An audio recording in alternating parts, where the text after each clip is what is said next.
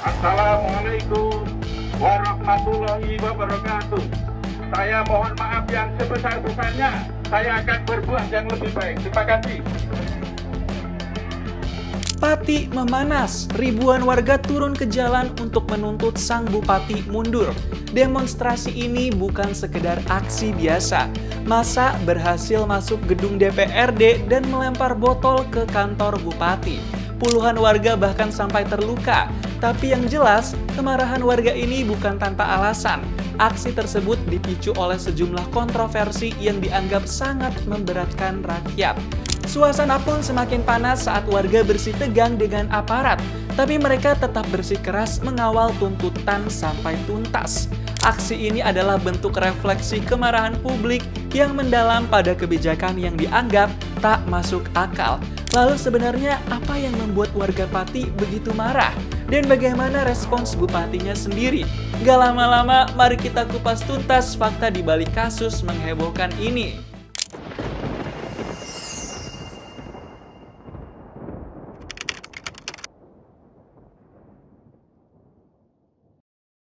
Selamat datang di channel Istana Media, platform berita yang selalu mengupas tuntas berita viral. Kali ini kita akan membahas demonstrasi terbesar yang terjadi di Kabupaten Pati pada 13 Agustus 2025. Ribuan warga turun ke jalan menuntut sang bupati mundur dari jabatannya. Aksi protes ini memanas hingga massa berhasil menduduki gedung DPRD. Awalnya mereka mendesak Bupati Pati menemui mereka di luar, tapi setelah sekian lama ditunggu, sang bupati tidak juga memenuhi hal tersebut. Aksi sengit pun terjadi, para demonstran dan aparat saling serang. Suasana sangat ricuh. Lantas seperti apa fakta selengkapnya? Nggak lama-lama, mari kita breakdown sekarang. Pada Rabu 13 Agustus 2025, Aliansi Masyarakat Pati Bersatu menggelar demonstrasi besar di Kabupaten Pati, Jawa Tengah, menuntut Bupati Sudewo mundur dari jabatannya. Aksi digelar di depan kantor Bupati dan gedung DPRD Pati. Meski sebelumnya Sudewo telah membatalkan kebijakan kenaikan pajak bumi dan bangunan atau PBB hingga 250%. Tumpukan donasi yang didominasi air mineral memenuhi trotoar hingga bahu jalan di depan kantor Bupati dan DPRD Pati. Bahkan sebagian sampai ke alun-alun. Selain air minum, warga memberikan donasi berupa uang tunai dan makanan. Beberapa masyarakat juga membawa hasil pertanian seperti pisang dan semangka. Di sisi lain, demonstrasi itu sempat memanas. Massa terlibat bentrok dengan aparat di gerbang DPRD sekitar pukul 10.45 WIB. Mereka awalnya menunggu Sudewo menemui mereka di luar kantor, tapi setelah beberapa menit, ia tidak muncul. Massa kemudian melempar botol air mineral dan benda tumpul ke gedung DPRD dan kantor Bupati. Aparat membalas dengan meriam air untuk menenangkan situasi. Massa akhirnya berhasil masuk ke dalam gedung DPRD dan kantor Bupati. Di dalam, beberapa orang merusak pot-pot tanaman dan membuat tanah berserakan. Sekitar pukul 12.16 WIB, Sudewo keluar dari mobil polisi untuk meminta maaf dan berjanji akan bekerja lebih baik. Namun, massa kembali melempari Sudewo dengan botol dan sandal, sehingga dia kembali masuk ke kantor. Seorang ajudan sempat menangkis lemparan menggunakan tameng polisi. Dinas Kesehatan Pati mencatat 64 orang luka-luka, sebagian besar dirawat jalan, dan 6 orang harus rawat inap. Korban dirawat di RSUD RAA Suwondo, Klinik Marga Husada, Klinik Pratama PMI, RS Keluarga Sehat, serta perawatan di tempat. Selain itu, polisi menangkap 11 orang yang diduga provokator. Salah satu mobil dinas polisi bahkan terbakar dan terbalik di lokasi demo. Saat ini pelaku yang menjadi provokator itu ada kurang lebih 11 kita lakukan pengamanan. Saat ini sedang kita lakukan pendataan dan dilakukan pemeriksaan oleh Pak Presiden. Apa saja kebijakan Bupati Sudewo yang membuat warga Pati turun ke jalan? Salah satunya adalah rencana kenaikan pajak bumi dan bangunan, perdesaan dan perkotaan atau PBB P2 hingga 250%. Kenaikan ini sebelumnya disepakati bersama para camat dan perangkat desa karena PBB di Pati sudah 14 tahun tidak naik. Tujuannya untuk menambah anggaran pembangunan dan pelayanan publik. Tapi setelah banyak warga protes, Sudewo membatalkan kenaikan itu pada 9 Agustus 2025 dan mengembalikan tarif pajak seperti sebelumnya. Selain itu, Sudewo sempat mengubah hari sekolah dari 6 menjadi 5 hari, yang membuat santri kewalahan karena jam belajar lebih panjang. Kebijakan ini akhirnya dibatalkan setelah mendapat protes dari Aliansi Santri Pati untuk Demokrasi. Demo warga Pati juga terkait dengan pembubaran posko donasi yang dikumpulkan sejak 1 Agustus 2025. Warga menyiapkan air mineral, uang tunai, makanan, dan hasil pertanian untuk mendukung unjuk rasa. Apa salah kami ya? Salah kami apa? Kami di sini mau mencalonkan aspirasi ya. Jangan sebenarnya. Kita takut, tidak takut. Terserah. Jangan kali 50.000 sama saya saja. Bertekad. Pak Muda boleh. Polisi gak berhak. Turunkan. Langsung mas. Gak boleh sana. Gak ke sana mas. Gak boleh. Masuk. Satu.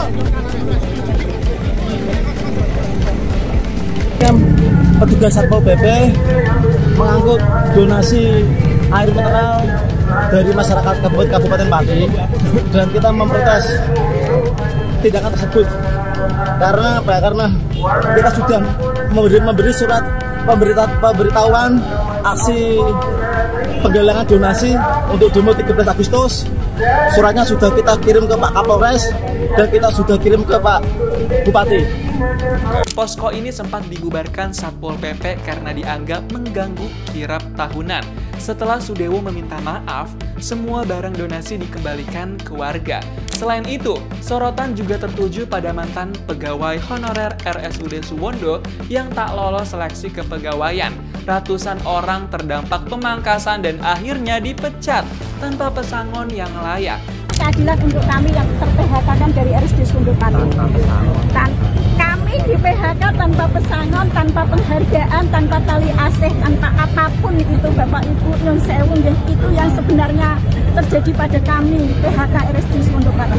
Mohon maaf. Banyak yang menilai keputusan ini tidak manusiawi dan merendahkan dedikasi mereka selama puluhan tahun bekerja. Saat mereka ingin menyampaikan aspirasi, Sudewo membuat pernyataan yang dianggap memperparah ketegangan.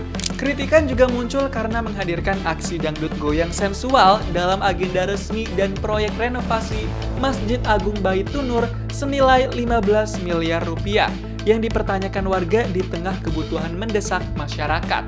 Saat warga berencana menggelar demo menolak kenaikan PBBP 2, Sudewo sempat membuat pernyataan yang dianggap penantang warga, menyebut dirinya tak gentar meski di demo ribuan orang. Namun pada 7 Agustus 2025, ia meminta maaf, menyebut ada miskomunikasi dan tak bermaksud menantang warga.